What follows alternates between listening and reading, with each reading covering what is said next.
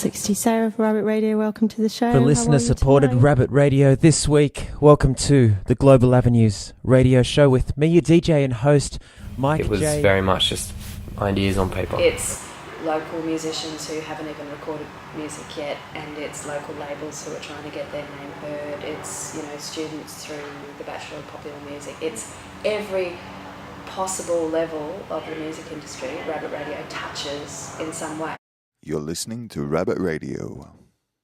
A food web in a way, that if you happen to be doing something with a musician or a producer or a recording studio, you find that they're actually working with 10 other people that you're working with, and they're working with 10 other people that you're working with, and there's like this little web of connections. So even though on the surface it appears that the Gold Coast music scene is quite disconnected, when you get down not very deeply into the music scene, you realise that actually there's a lot of connections.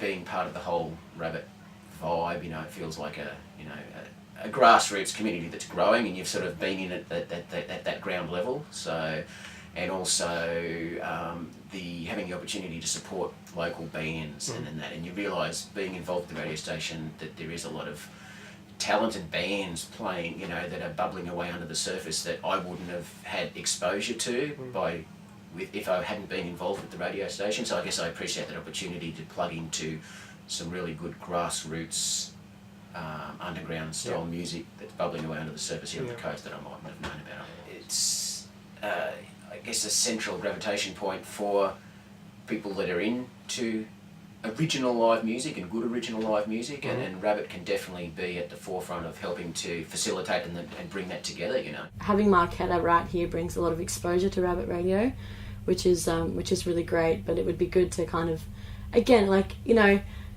in a family, like, there's often people that kind of get suppressed, and you know, it takes a little bit longer to find your own identity, and I think that Rabbit Radio definitely needs to have our own identity, but it's amazing to be a part of this. It means a lot in a sort of like community sense, because I was a part of it from the beginning, or even if I wasn't a part of it from the beginning, even now, is like, it's good that we're offering some, you know, it feels nice to know that I'm a part of this, you know, diverse entertainment offering on the Gold Coast, which no one else seems to be really doing, and if they are, we're offering it in a different format. I definitely think that Rabbit Radio already is a pretty central part in the Gold Coast music scene, and I think it's going to remain that way. There's a lot of musicians and artists around the Gold Coast that Rabbit Radio kind of nurtures and supports, so it's not just a family within Rabbit Radio, it's broader than that. It's much broader than that. But it's got a long way to go, and